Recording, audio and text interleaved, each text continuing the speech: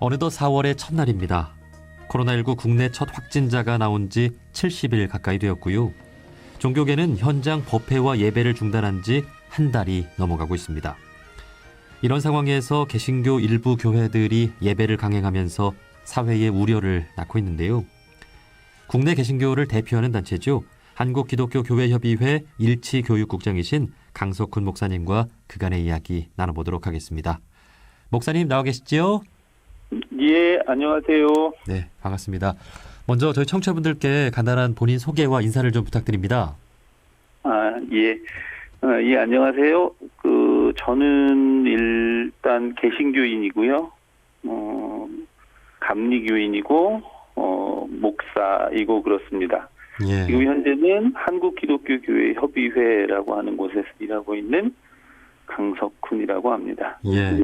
그 목사님 맡고 계신 일치교육국장이란 자리가 그 개신교 안의 일치, 또 이웃종교와 대화 이런 쪽에 또 활동하는 분야죠. 예, 그렇습니다. 서로의 다름 속에서 또 함께 나아갈 수 있는 부분을 찾아내고 그 속에서 함께 대화하며 공동의 선을 향해 나아가는 일을 하고 있는 그런 부서라고 이야기할 수 있겠습니다. 네. 자, 오늘 그와 관련된 또 인터뷰가 될 것 같은데요. 코로나19 확산 방지를 위해 종교계가 현장 집회를 중단한 것이 한 달이 넘어가고 있습니다. 현재 개신교계의 상황이나 분위기는 좀 어떻습니까? 대부분의 교회들은 물론 당황하기도 했지만 정부의 방역 당국의 지침에 따라서 최대한 노력을 하고 있습니다. 그런데 그 개신교회라고 하는 것이 워낙 다양한 스펙트럼을 가지고 있기 때문에 그 중에서 또 돌출되는 부분들이 발생을 하고 있는 상황이기도 하고요. 예. 자, 안타깝게도 개신교 일부 교회에서 예배를 강행하다가 확진자가 발생하기도 했잖아요. 혹시 이에 대해 NCCK에서 입장을 낸 것이 있습니까? 저희들은 한두 차례 정도 예배에 대해서 저희들이 입장을 밝혔습니다. 예배에 대한 부분이라는 그런 부분에 대해서 우리가 이야기를 함에 있어서 가장 중요한 것은 장소에 대한 이야기는 아닐 것이고요. 그 속에 하나님을 향한 그리고 신을 향한 우리들의 열정 그리고 그것을 나타낼 수 있는 시간 이런 것들이 아마 중요해질 텐데 그런 부분에 대해서 저희들이 입장을 밝힌 바가 있습니다. 예. 우리 사회가 개신교의 상황을 좀 더 이해할 필요도 있을 것 같은데요. 개신교 일부 교회들이 이러한 상황에서도 예배를 강행하는 데에는 어떤 좀 이유들이 있을까요? 아마 그건 우리나라 교회가 그동안 선교를 받았고 그 선교를 받았을 당시부터 지켜오던 신앙 중에 특별히 더 예배를 중요하게 하는 신앙적 전통을 가지고 있었다는 것에서 뗄래야 뗄 수 없을 겁니다. 굉장히 우리말로는 주일 성수라고 이야기를 하는데 네. 현장에서 예배를 참여하는 것을 굉장히 중요하게 여기면서 신앙생활을 해왔었죠. 그러니까 그 부분에 대해서 당황스러워하는 것은 일견 이해가 될 수도 있는 문제일 거라고 보여집니다. 하지만 우리가 또한 경험하고 있는 것 중에 하나는 우리의 예배가 그러니까 공동으로 모여서 드려지는 예배가 때로는 남들에게 어떤 어려움이라든가 두려움을 줄 수도 있다는 것을 지금 현재 경험하고 있지요. 그렇다면 그 경험에 따라서 우리들의 예배의 형태를 바꾸는 것에 대해서 주저하지 말고 두려워하지 말고 하나님의 가르침에 따라서 우리의 예배의 방식을 선택하면 되지 않을까 이제 그런 생각을 해보게 됩니다. 예. 우리 원불교나 천주교도 마찬가지겠습니다만 개신교도 이번 코로나19로 인해 또 과제를 또 안게 된 것이 꼭 예배를 모여야만 할 수 있는 것인지 그리고 사회와 소통하는 방법도 배우게 된 것 같고요. 목사님께서는 그간 좀 어떤 것들을 좀 느끼고 계십니까? 예, 저희가 그 언어를 좀 바꿨으면 좋겠다는 생각을 전 먼저 했어요. 예배를 중지하는 것은 아닙니다. 예, 예. 그러니까 예배의 수많은 형태들 중에 저희가 공동으로 모여서 드리는 예배의 방식을 선택하지 않는 것이죠. 각자의 자리에서, 각자의 삶의 자리에서 예배를 드리자는 이야기입니다. 그것은 우리가 하나님을 예배하고 하나님을 경배할 수 있는 수만 가지의 방법들 중에 지금 현재의 상황, 그러니까 아까 말씀드렸던 것처럼 우리가 모여서 드리는 예배가 타인에게 어려움을 줄 수 있고 타인에게 두려움을 줄 수 있는 상황이기 때문에 우리가 각자의 삶의 자리에서 하나님을 경배하는 방식을 선택하자는 이야기지 예배 자체를 내려놓자는 이야기는 아니거든요. 네. 그러니까 우리가 그런 언어를 먼저 바꾸는 것부터 우리들이 이해를 바꾸어 나간다면 충분히 가능한 일이라고 생각이 됩니다. 예. 삶 속에서 예배하는 정말 생활 종교인들이 되어가는 그런 시대를 맞이했으면 좋겠습니다.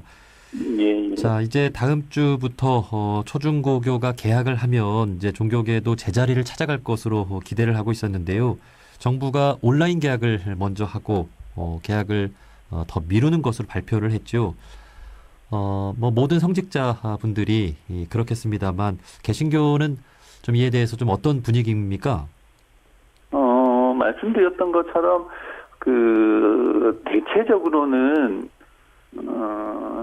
받아들이는 분위기라고 보시는 게 더 좋을 거예요. 하지만 언제까지 모든 부분이 그렇다고 생각을 되는데 언제까지 이런 형식을 취해야 될 것인가에 대해서는 다들 걱정을 하고 있고 염려를 하고 있다고 보아야 될 것이죠. 네. 그런 부분에 대해서 서로 걱정과 염려를 하는 부분에 대해서 서로 정죄하거나 비난을 할 일은 저는 아니라고 생각이 되고요. 서로 함께 사회적인 합의를 이루어가면서 가장 적정해 안전한 방법을 택하는 것이 우리가 지금 현재 할 수 있는 방법이라고 생각을 합니다. 네. 특별히 종교라는 것이 가지고 있는 특성은 사회를 위로하는 일도 종교가 가지고 있고 또 종교가 해야 할 일이라고 판단이 된다면 되도록 앞장서서 사회의 어떤 두려움이라든지 어려움들을 위로하고 함께하는 방식을 찾아나가는 것이 조금 더 성숙한 종교의 모습을 보이는 것이 아닐까 그런 부탁을 드리는 것이 우리 한국기독교교회 협의회의 입장이라고 할 수 있겠습니다. 네, 이제 원불교나 천주교는 하나의 조직을 또 갖고 있어서 어떤 지침 사항들을 위해서 내리면 다 이렇게 따라야 하는 구조인데 이제 개신교는 앞으로 이제 안전 수칙들을 잘 지키면서 예배를 하는 데 있어서 막 각 사회와 또 각 지자체와 소통하는 그런 연습도 좀 많이 필요할 것 같아요. 예. 네. 서두에도 말씀을 드렸습니다만 개신교회는 특별히 취하고 있는 조직적인 방식이 하나의 하이어라키를 구성하고 있는 방식은 아닙니다. 의회 민주주의를 선택하고 있고 또 각 개교회 중심적으로 지역의 교회가 중심적으로 자신들의 어떤 신앙의 행위들을 판단할 수 있는 여지를 굉장히 많이 가지고 있죠.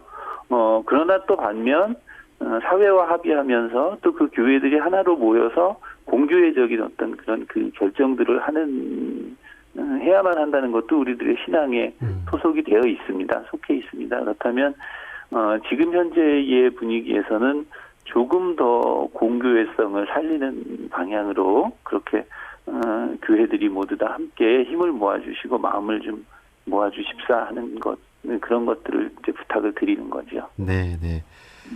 자, 우리 청취자분들도 또 이에 대한 이해를 또 많이 해주시기를 바라고요. 자, 그리고 때마침 요즘 개신교의 중요한 절기인 사순절 기간으로 알고 있는데요. 어떤 의미가 있는 절기인지 소개를 좀 해주시겠습니까?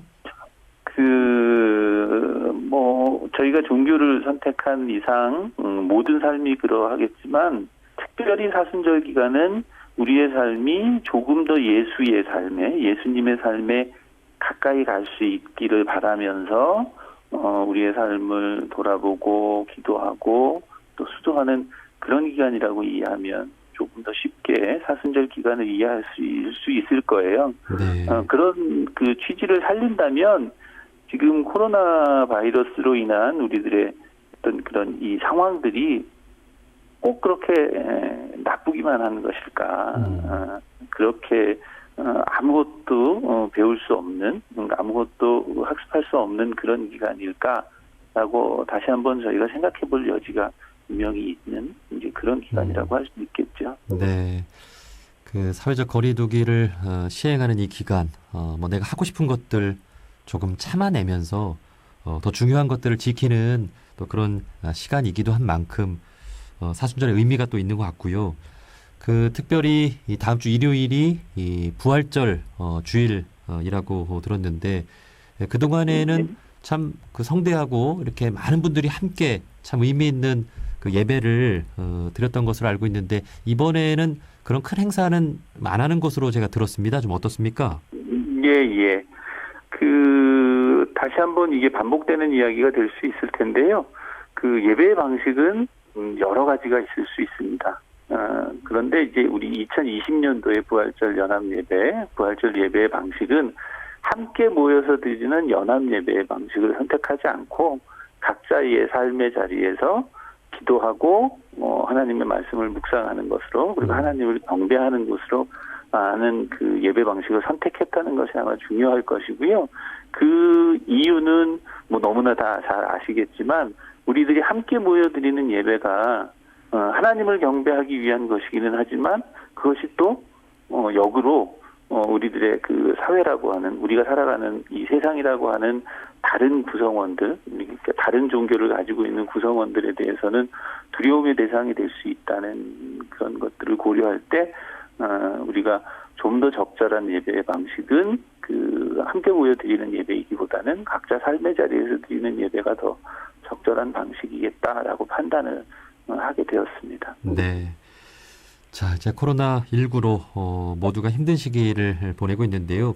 마지막으로 좀 힘이 될 수 있는 좀 한 말씀 부탁드려도 될까요?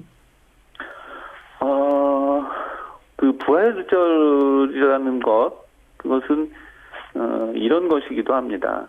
그러니까 개인적으로 고백하는 일이기도 합니다만 예수의 죽음이라는 것은 그 세상 질서, 힘의 우위라든가 경쟁이라든가 그 권력의 우위로부터 주어지는 세상 질서에 대해서 죽음을 선포하는 행위이고요.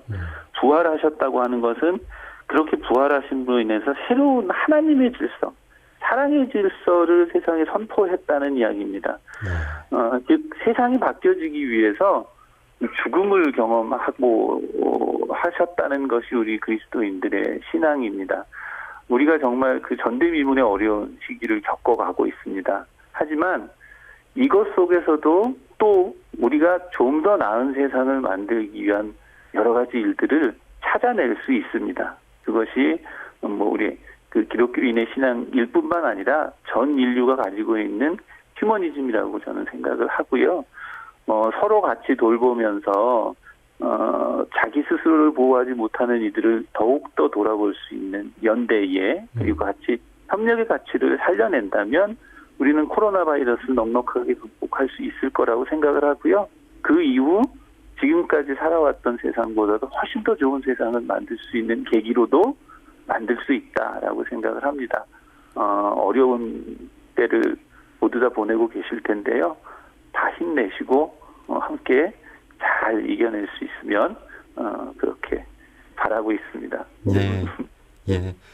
예수님의 부활로 새로운 시대를 또 맞이한 만큼 이제 코로나19가 끝나면 더 좋은 세상을 우리가 또 만들어갔으면 좋겠습니다. 예, 우리는 그렇게 할 수 있을 거라고 생각이 돼요. 네. 자, 한국기독교교회협의회 일치교육국장이신 강석훈 목사님이었습니다. 목사님 고맙습니다. 예, 감사합니다.